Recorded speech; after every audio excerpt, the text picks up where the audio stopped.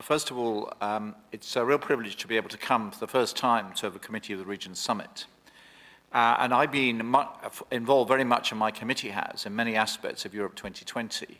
But I'm convinced, even from a short time here, of the value and importance of the work that you've done, because I think of all the European institutions, and certainly the European Parliament has done nothing like the level of investigation so far into the impacts of Europe 2020.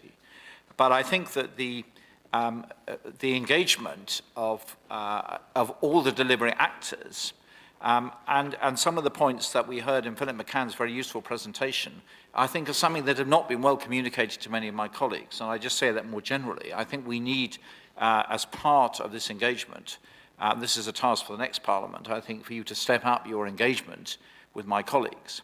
At a personal level, I am involved in one of my local municipalities in currently planning our approach to embodying innovation policy with our local universities into our applications for the next round of European support. So I do have some practical experience.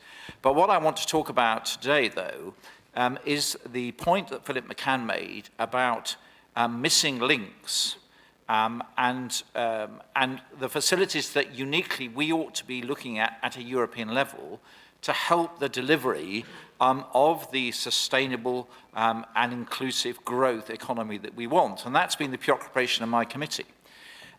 So just let me talk to you about some of the things that we've been doing to help you. And I was delighted that Mayor Costa talked just now about what I thought, with his example about energy efficient buildings being done in collaboration with universities and innovative companies, is an absolutely classic example of an innovative public procurement strategy.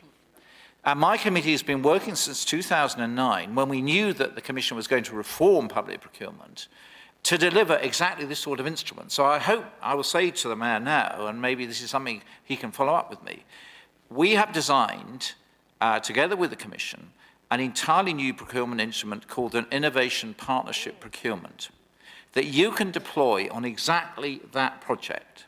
And you can find an innovative supplier. You can work with them over an extended period, in a phased period of developing the technology, piloting the technology, and then rolling it out on a large scale.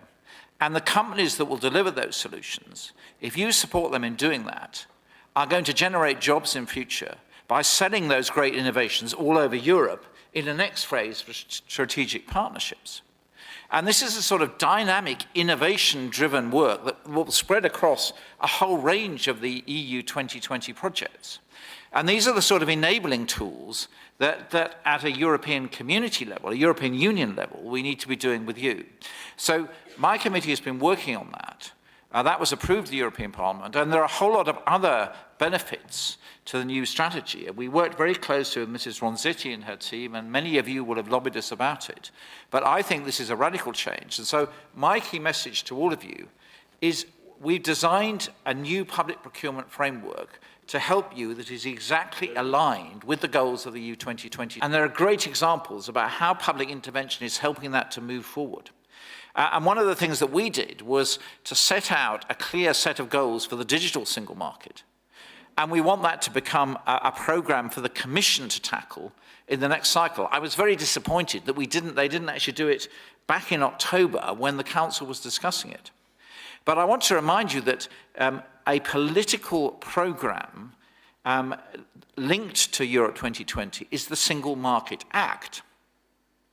Now, one of the failures of the 2020 strategy, in my view, was that it didn't put enough political priority on the European institutions to deliver those foundation platforms to help the EU 2020 work. The single market, the digital single market, public procurement, mutual recognition of qualifications. Those are four key instruments that my committee has pushed through reforms over the last 5 years. Now, it wasn't until we got the Single Market Act that we've really had some attention on that, and that was an idea of my committee, not of the European Commission. So for the next cycle, We want to have those platform foundation programs firmly embedded in there at a European level, but for you to see what we're doing and for you to use those and to engage you in the development of those.